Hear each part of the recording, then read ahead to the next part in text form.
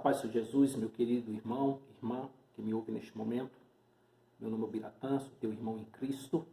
E eu tenho uma mensagem para você na noite deste dia, que é de suma importância. A palavra do Senhor nos revela em Mateus capítulo 4, versículo 3. Está escrito dessa forma. Então lhe disse o tentador, se és filho de Deus, transforma essas pedras em pães. Ele, porém, lhe respondeu e disse, nem só de pão viverá o homem, mas de toda palavra que sai da boca de Deus. Pai, sua palavra me dá sabedoria e entendimento, tira os meus pensamentos pessoais e venha imperar a tua vontade, o teu querer e a tua voz através da minha, e não a minha emoção humana, Pai, mas algo do céu para o teu povo que me ouve neste momento. Amados, nós estamos enfrentando um problema muito sério no cristianismo nos dias de hoje. Que problema seria esse? O cristão não sabe por que ele é cristão. O cristão não conhece a sua própria história.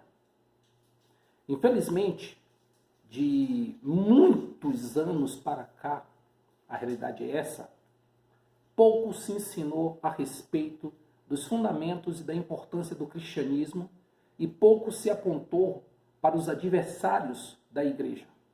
Sempre tentou se criar a imagem de que os adversários do cristão eram pessoas de outras religiões, eram os testemunhos de Jeová, os adventistas, que também são cristãos, ou o pessoal do candomblé. O que acontece, irmãos? O inimigo, ele usa todos os meios para tentar derrubar e destruir a igreja. Só que a igreja não cai fácil. Mas tem uma coisa que é importante em tudo isso que nós temos que atentar. A igreja primitiva, que menos ainda do que a atual não caía fácil, ela passou por muita tortura, por muita perseguição e foram por séculos. Não foi uma coisa de 1 ano, 2 anos. Foram quase 300 anos ou mais de perseguição assídua por parte dos imperadores, e a perseguição chegou a um tempo que já não era mais local, ela era agora a nível imperial, ou seja, aonde tinha Roma como império, a igreja era perseguida. E quando eu falo de igreja perseguida, não eram pessoas entrando em igreja, quebrando imagem, não eram pessoas entrando em igreja e batendo em crente, não. Eram pessoas ateando fogo em casas onde cristãos viviam, eram pessoas torturando e matando. Teve uma época que o império chegou a pagar para quem criasse um meio de tortura diferente. E o povo romano criava diversas torturas malignas para torturar os crentes, porque eles já não tinham mais com o que torturar o povo de Deus. Você vai ter essa informação e a certeza do que eu estou falando, olhando a história da igreja.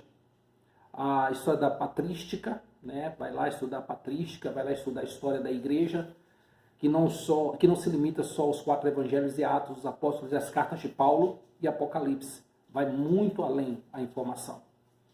Até que se chegou Constantino e ele viu que não poderia vencer a igreja e ele se aliou, entre aspas, à igreja, alegando que teve uma visão de Cristo, mas ele morreu crendo no Deus Sol. Após a vitória, após ele tornar todo o império cristão, ele continuou adorando Deus Sol e criou uma moeda que no verso fazia alusão ao Deus Sol. Então, Constantino não se converteu, ele simplesmente foi muito político, muito inteligente e falou, olha, não dá para vencer os cristãos, vamos nos aliar a eles e vamos transformar o cristianismo na religião do império.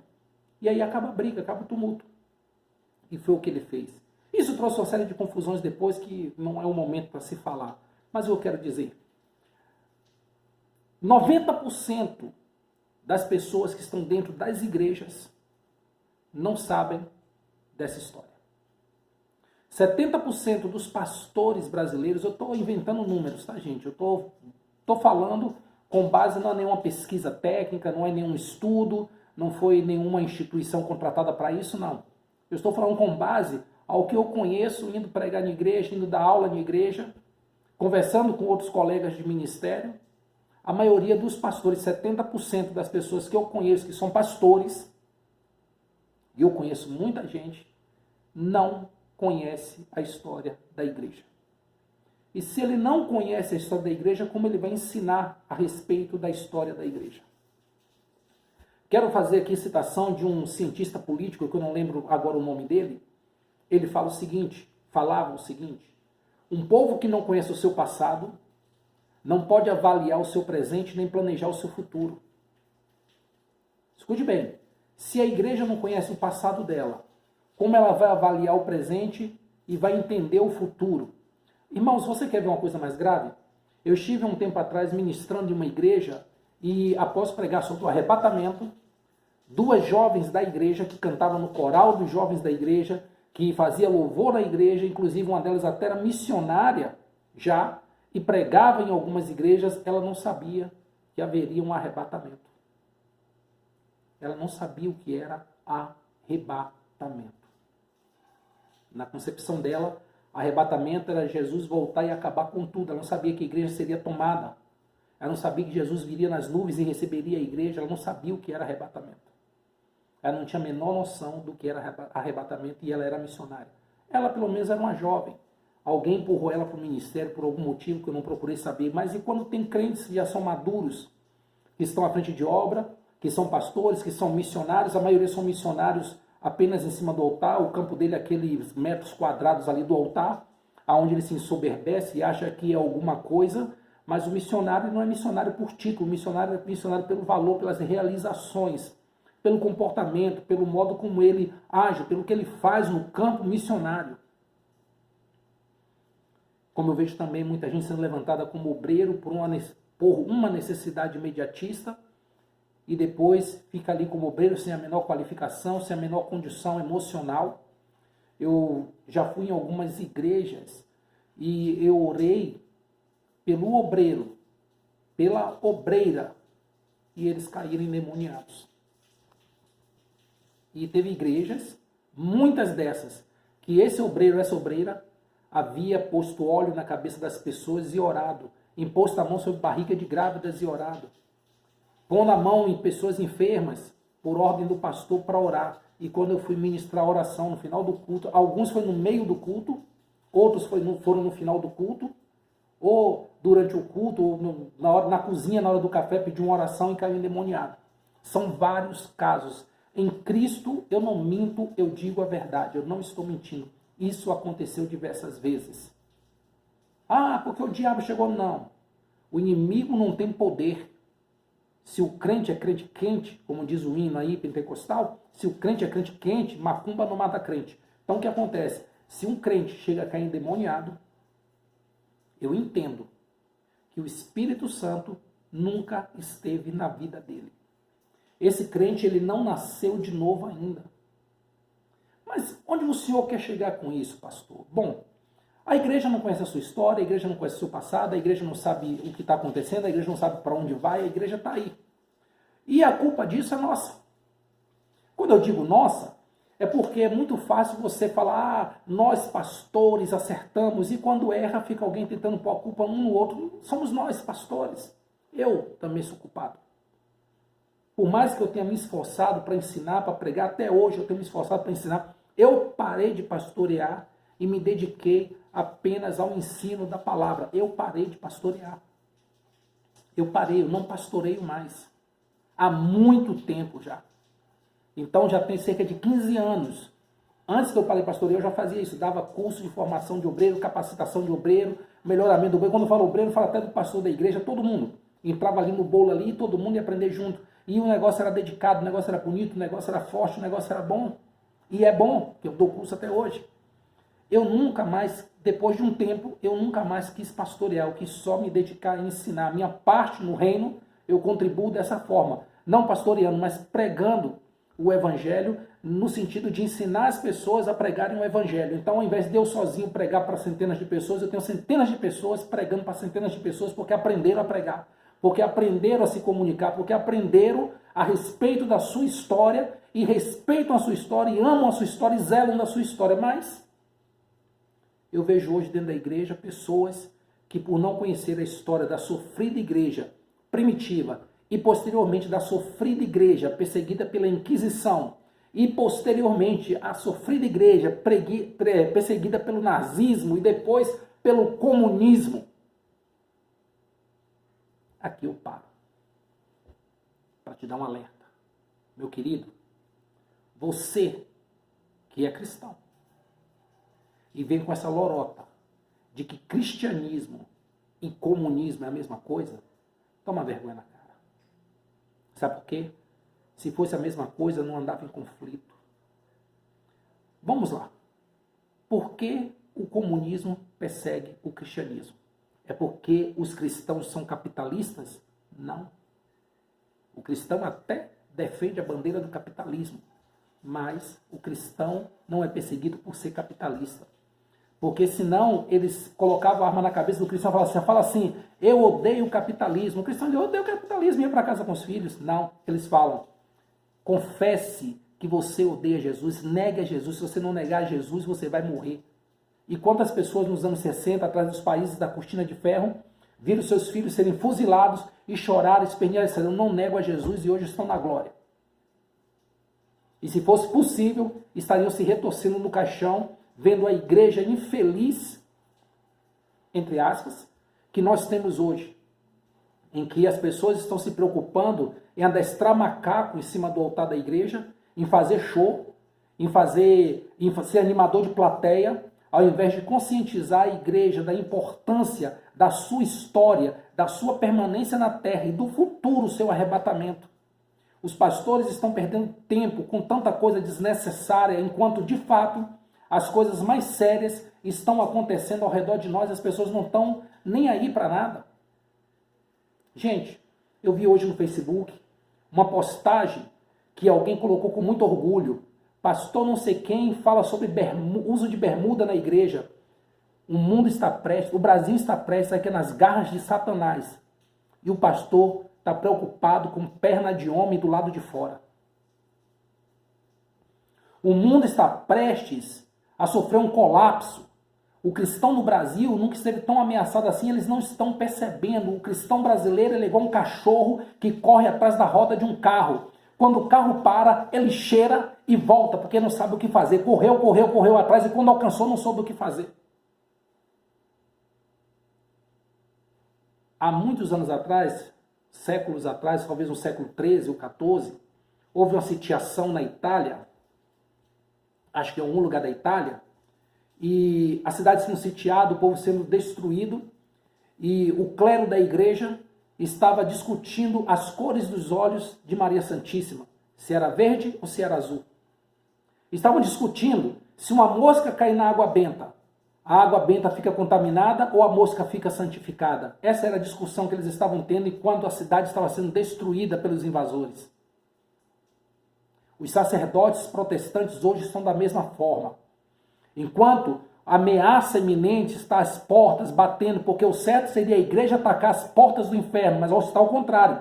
O inferno está às portas da igreja. A igreja está preocupada com quem usa bermuda, com quem usa boné, com quem fala assim, com quem fala assim, com quem usa cabelo lambido. Ao invés de estar ensinando a palavra de Deus, ao invés de estar ensinando a história da igreja, o valor, você tem que ensinar, pastor, para o seu membro, certo? Para o seu discípulo, que o cristianismo implica em, se necessário, dar a vida pela causa. Porque os cristãos do passado, que vocês tanto dizem aí, alguns grandes pastores, não, porque aqui nós seguimos a doutrina da igreja primitiva. Você, meu Deus, está preparado a morrer por amor a Cristo? O seu membro sabe disso? Que se preciso for, ele tem que dar a vida pelo ideal? Você ensina isso para ele, pastor? Ou você só ensina que não pode usar bermuda, não pode ver televisão, não pode rapar o sobaco, a perna e outras coisas? A igreja está perdendo tempo com um monte de heresia, um monte de doutrina de homem, enquanto Satanás está comandando um exército legionário do inferno para invadir a igreja, para destruir a obra. Não vai conseguir. Não vai conseguir, porque a obra é do Senhor e ninguém pode parar. Não vai conseguir. Mas tem um detalhe. A igreja vai permanecer de pé, porque é Cristo que sustenta ela. Mas os crentes vão sofrer as consequências da sua omissão. Ah, pastor, mas é porque no tempo, né, do outro presidente a gente comia. O que você tem na cabeça? Neurônio ou lombriga? Você pensa com a barriga, meu querido? Acabei de ler o texto aqui, ó. Nem só de pão viverá o homem, mas de toda palavra que sai da boca. Deixa eu falar para você uma coisa. Sempre houve crise no país. Não só no Brasil, no mundo inteiro. Mas no Brasil sempre houve crise. Em qualquer época de presidente. E quem sustenta o crente não é o presidente da República. Não é Jair Bolsonaro. E nem é o ladrão, o ex-presidiário. Quem sustenta a igreja é Cristo.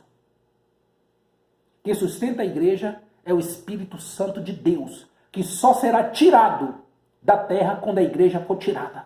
Mas enquanto a igreja estiver na terra, o Espírito Santo permanece na terra e é ele que nos sustenta. Ah não, pastor, mas eu gostaria de comer picanha. Vai trabalhar que você compra picanha.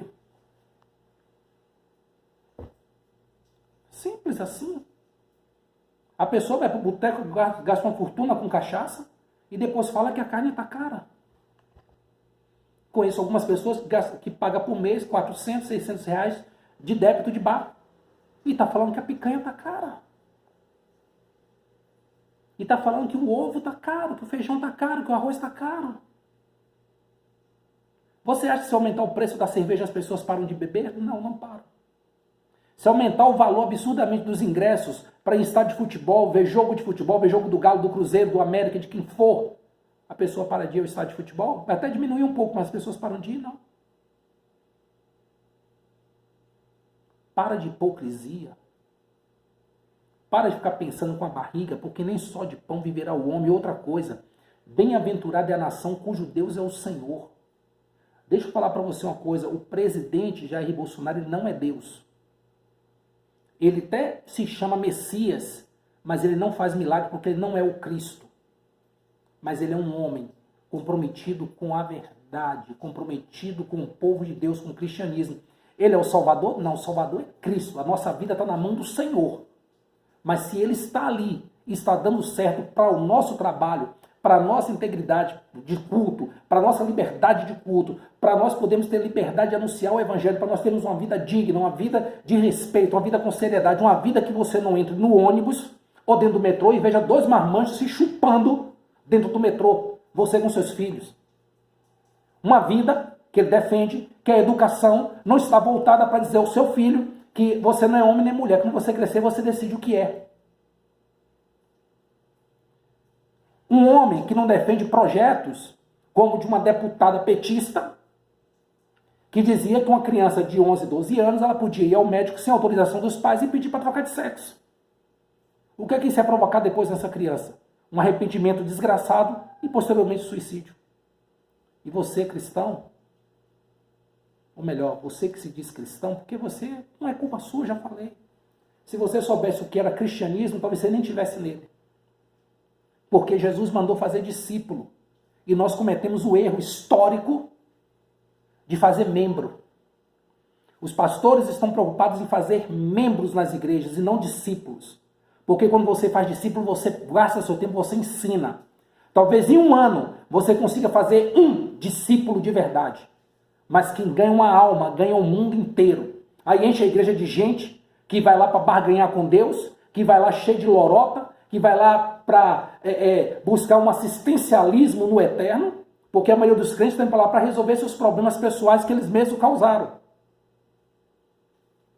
O culto tem que ser racional, você tem que saber por que você está dentro da igreja, para quê, quem você está adorando, quem você é.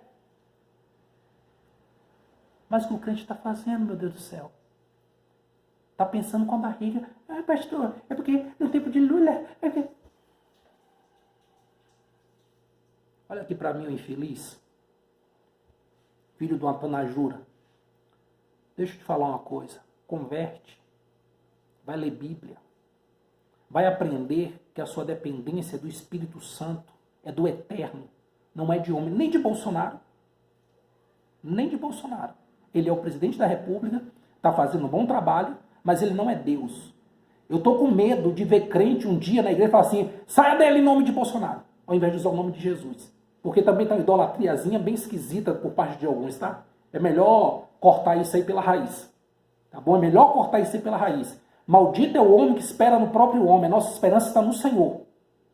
Mas nós temos que ter consciência de que time que está ganhando não se mexe. Gente, O pau está quebrando na casa de Noca, mas a igreja está segura. A fé está segura, o direito de culto está seguro. E o que você está querendo fazer? Ah, pastor, tá bom demais esse negócio, não dá para ser feliz para sempre não. Bora pôr o comunismo no poder, que é para a gente sofrer uma perseguiçãozinha. Aí vem a perseguição, você é o primeiro a desviar, porque é um fraco. Porque você não sabe o que é cristianismo. Fala para você uma coisa.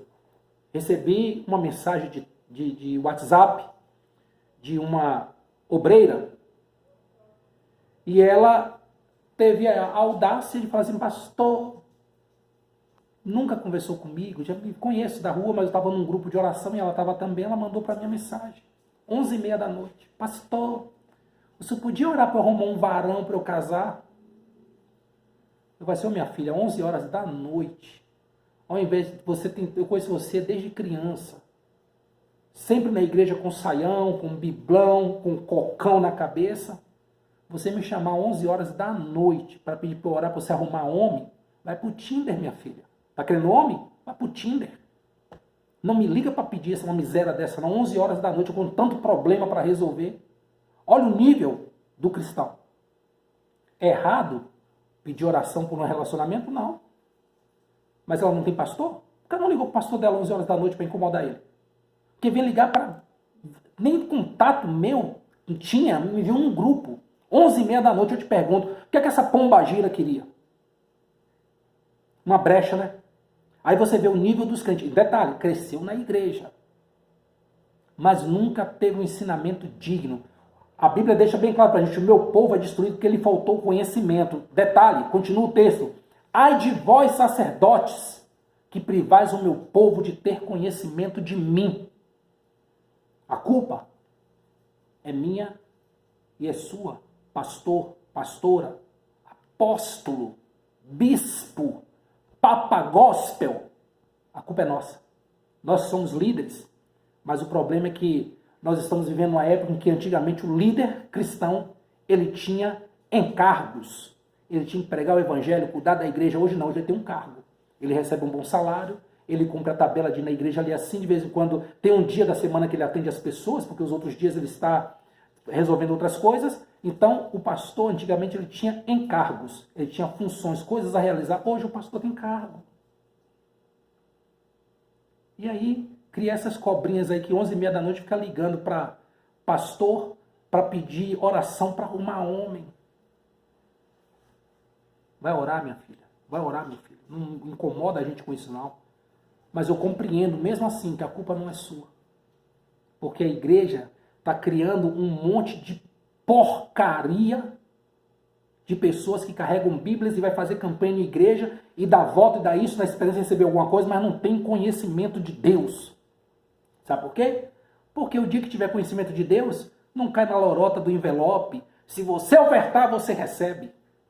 Então, você acha que é interessante para alguém pregar a verdade? Claro que não, só que agora tem um detalhe. O inferno está às portas. E se o inferno conseguir meter o pé na porta, arrombar e entrar, aí esses aí que não ensinaram, provavelmente vão padecer primeiro, porque são fracos, porque são covardes. As características de um covarde, entre elas é essa, ser o primeiro a se render. Que Deus abençoe vocês e tenha misericórdia de nossa alma e do nosso país. Em nome de Jesus. Amém e amém.